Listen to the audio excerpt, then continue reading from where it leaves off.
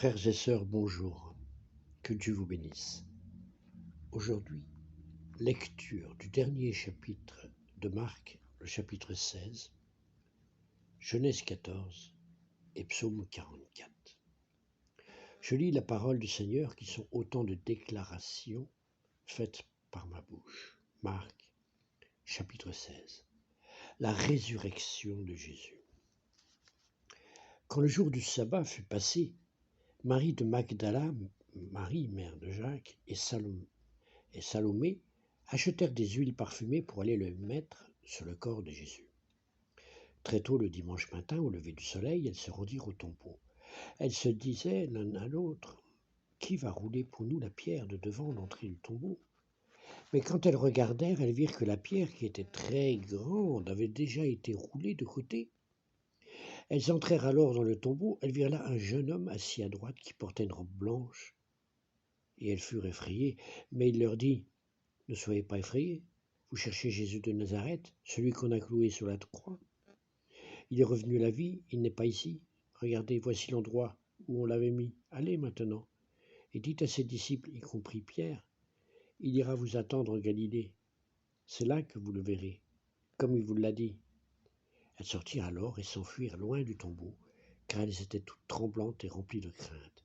Et il ne dit rien à personne, parce qu'elles avaient peur. Jésus apparaît à Marie de Magdala. Après que Jésus fut revenu à la vie, tout le dimanche matin, il apparut tout d'abord à Marie de Magdala, de laquelle il avait chassé 7 esprits mauvais. Elle alla le raconter à ceux qui avaient été avec lui. Ils étaient tristes et pleuraient, mais quand ils entendirent ce qu'elle disait, que Jésus était vivant, qu'elle l'avait vu, ils ne la crurent pas. Jésus apparaît à 2 disciples. Ensuite, Jésus apparut d'une manière différente à 2 disciples qui étaient en chemin pour aller à la campagne. Ils revinrent et le racontèrent aux autres qui ne les crurent pas non plus. Jésus apparaît aux 11 disciples. Enfin, Jésus apparut aux 11 disciples pendant qu'ils mangeaient. Il leur reprocha de manquer de foi et d'avoir le cœur si dur qu'ils n'avaient pas cru ceux qui l'avaient vu vivant. Puis il leur dit, « Allez dans le monde entier et annoncez la bonne nouvelle à tous les hommes. Celui qui croira et sera baptisé sera sauvé, mais celui qui ne croira pas sera condamné. Et voici les miracles que feront voir ceux qui ont cru. Ils chasseront des esprits mauvais en mon nom, ils parleront des langues nouvelles. S'ils prennent des serpents dans leurs mains ou boivent du poison, il ne leur arrivera aucun mal.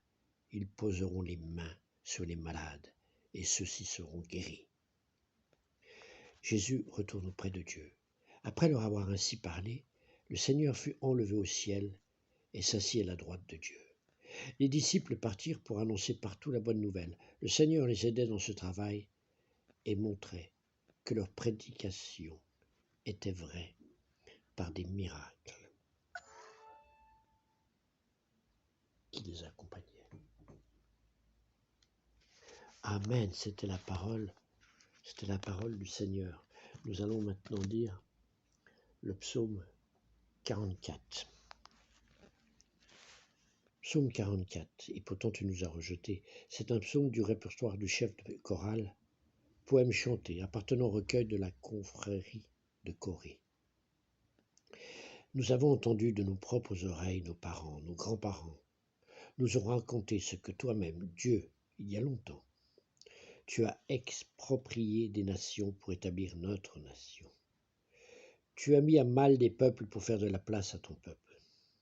Nos ancêtres ont conquis le pays, mais ce n'est pas grâce à leur épée, et ce ne sont pas leurs bras qui les ont assurés du succès.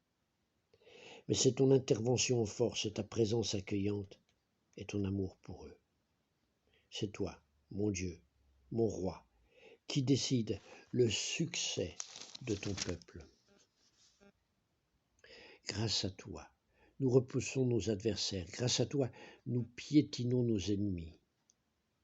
Et mon épée ne m'aide aucun secours, car c'est toi qui nous sauves de nos adversaires et humilie ceux qui nous en veulent. Tous les jours, nous te glorifions, Seigneur, et nous louons ta gloire éternelle. Et pourtant, tu nous as rejetés, tu as provoqué notre honteuse défaite, tu n'accompagnes plus nos armées, Tu nous laisses reculer devant l'adversaire, l'ennemi en profite pour nous piller. Tu nous livres comme des agneaux bouchés, nous voilà dispersés à l'étranger. Tu te débarrasses de ton peuple à bas prix sans en retirer le moindre profit. Tu nous laisses insulter par nos voisins et ridiculisés par ceux qui nous entourent. Tu laisses les nations nous mettre en chanson et les peuples hocher la tête avec ironie. Tous les jours je suis face à mon humiliation et la honte me monte au visage quand j'entends l'ennemi, l'agresseur, nous provoquer, t'insulter, Seigneur. Tout cela nous arrive sans pourtant que nous t'ayons oublié et sans que nous ayons trahi nos engagements envers toi. Nous n'avons pas cédé ni dévié de la voie que tu nous traces.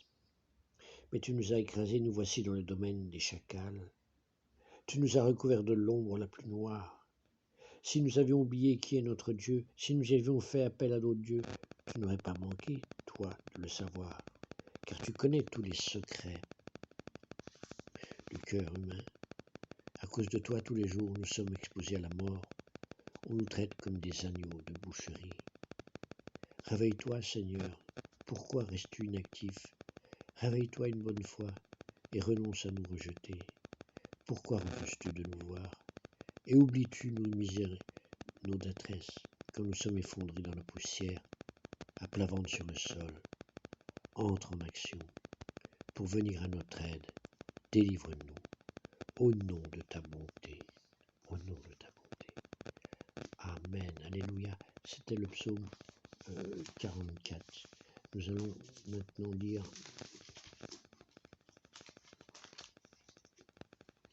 Genèse 14. Je lis la parole du Seigneur, Genèse 14. C'est Abraham, vainqueur de plusieurs rois.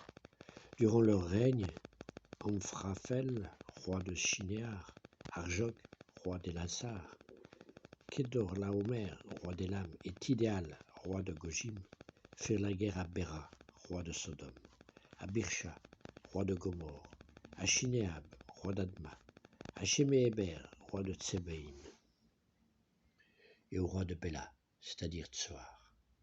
Ces derniers s'étaient tous rassemblés dans la vallée de Siddim, c'est-à-dire la mer morte.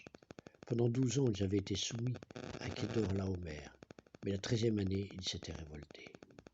Cependant, la 14e année, Kedorlaomer et les rois qui étaient ses alliés se mirent en marche et bâtirent les Réaphim à Astéroth Karnamin et les Oriens dans leur région montagneuse de Seir jusqu'aux chaînes de Paran qui se trouvent près du désert.